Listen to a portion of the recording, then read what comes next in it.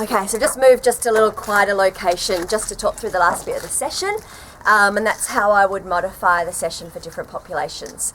So someone with asthma, for example, really important for someone with asthma to have, or any of these conditions actually, to have clearance from their health professional before they commence any kind of physical activity. But with someone with asthma, you need to make sure that their asthma is under control. So if they're using a preventative medication, to make sure that they are using that regularly as prescribed by their doctor. And also making sure if they've got a reliever inhaler, that they've got that with them to use should they have some symptoms of asthma. One of the big things with asthma is also about the conditions, the weather conditions. So with pollen, or even when it's really quite cold. So depending on how severe someone's asthma is, you may need to adjust the location of your session. If you normally train outdoors, maybe find somewhere indoors that you could train, or maybe change the time of the day, depending on the flexibility of the client, and also the locations you have available to you. So during the actual session itself, really the client needs to be able to, they know their asthma symptoms well, so they need to be able to monitor those symptoms during the session and just, communicate to them that they need to let you know at any point if they get out of breath, to a point that's going to put pressure on their lungs a little too much.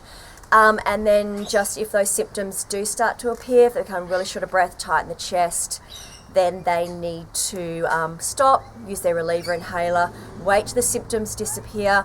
If they're still struggling, then it may be a good idea to postpone the session or cancel the session and reschedule it.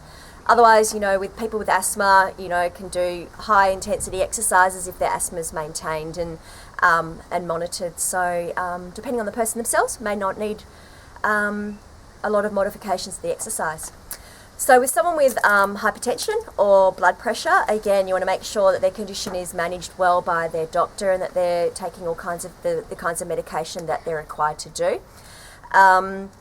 It's also important for a person with high blood pressure to not to place too much exertion during a move. So particularly if you are moving quite slowly in a move, like a really slow repetition, that's going to build up a lot of pressure in the blood. So you don't want to encourage that kind of movement. You want to go slow, but moderately so.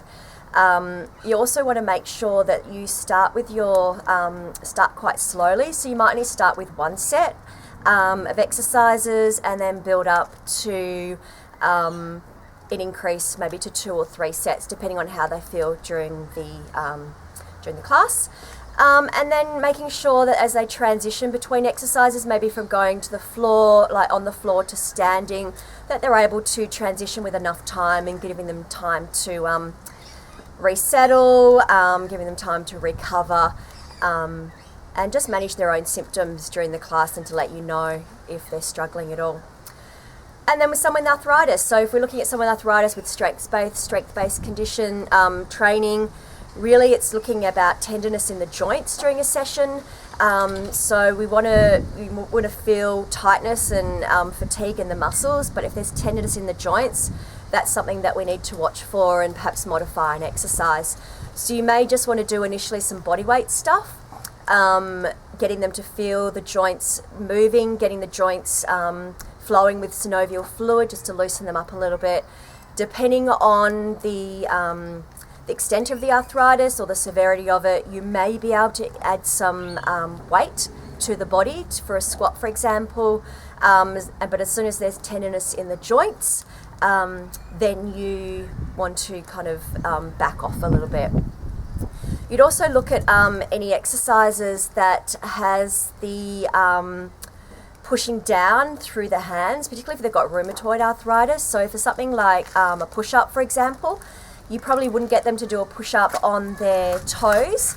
And depending on the extent of the arthritis in their hands, even on their hands might be a struggle as their whole body weight is on their hands. So an alternative may be a push-up against a wall as a variation. And again, as long as the joints are not tender, then, we've got a little dog that's just walking past the video. The joy of training outside. As long as the person's not feeling tenderness in their joints and monitoring their condition and making sure that their condition is managed, and also if they're having a particular flare-up. So sometimes people with arthritis will go through periods of time where their condition flares up.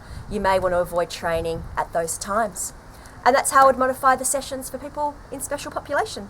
Okay, so that's the end of my video. Thank you.